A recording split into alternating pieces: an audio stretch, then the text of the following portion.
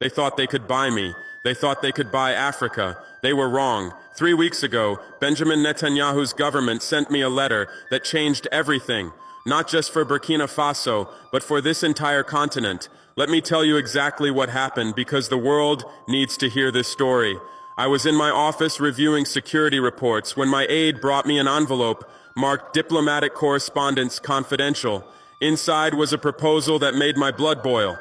Israel was offering Burkina Faso $1.2 billion. That's more money than our entire national budget. But this wasn't aid. This was a bribe. They wanted me to stop criticizing their policies. They wanted me to convince other African leaders to go soft on Palestine. They wanted me to become their spokesperson in the African Union. And here's the part that really shows how desperate they were. They wanted me not to seal and shut down their business operations across Africa. For that, they offered me an extra couple of billions on top of everything else. Think about that for a moment. They were so terrified of losing their African business networks that they were willing to pay billions just to keep one soldier quiet.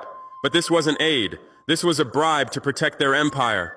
I read that letter 3 times. Each time, I got angrier. See, these people fundamentally misunderstood who I am. I didn't stage a revolution just to become another puppet dancing for foreign masters. I didn't risk my life overthrowing a corrupt government just to become corrupt myself and protect foreign business interests on my continent. I'm a soldier. Soldiers don't negotiate with people trying to compromise their mission. And my mission is African sovereignty, economic, political, and strategic. When I took power in Burkina Faso, I made a promise to my people. No more foreign interference. No more exploitation disguised as partnership. No more selling our dignity for temporary comfort. That letter was testing whether I meant what I said.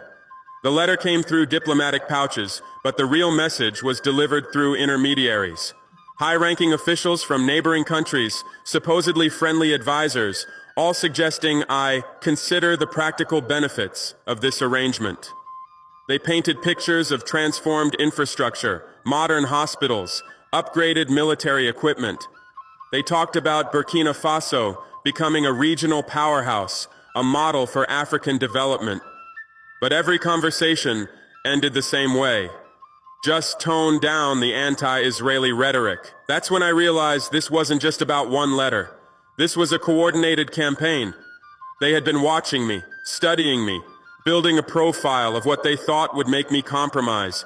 They calculated wrong, so I did something they never expected. I called a press conference and read their letter on live television, word for word, including their desperate plea to protect their business operations. You should have seen their faces when that news reached Tel Aviv. Complete panic, because suddenly their secret diplomatic strategy and their business protection scheme was front-page news across Africa. But I wasn't done, not even close. Standing at that podium, I looked directly into the camera and said what needed to be said. They believe our dignity has a price tag. They think African leaders are for sale in a global marketplace. They think they can pay us to protect their business interests while they exploit our people. Today, we proved them wrong. I held up that letter for everyone to see. This document represents everything wrong with how the world sees Africa.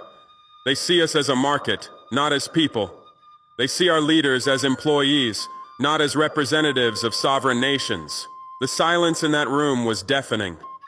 Journalists who had covered African politics for decades later told me they had never seen anything like it. A leader voluntarily exposing an offer of billions of dollars. That moment changed everything. Within hours, Africa Not for Sale was trending in 14 countries. But this wasn't just social media noise. This was a continental awakening. Mali reviewed every Israeli contract. Niger recalled their ambassador from Tel Aviv. Chad suspended diplomatic talks. Ghana's president, who never takes sides, publicly supported our position. South Africa called our response a masterclass in dignified leadership. But here's what really scared them. The youth responded. Students in Senegal organized protests demanding transparency on all foreign aid deals. Young people in Kenya launched campaigns questioning their government's foreign relationships. Artists across West Africa created murals celebrating our refusal to be bought and our commitment to protecting African economic interests. University campuses across the continent erupted in solidarity. From Cairo to Cape Town, young Africans were sharing clips of my speech.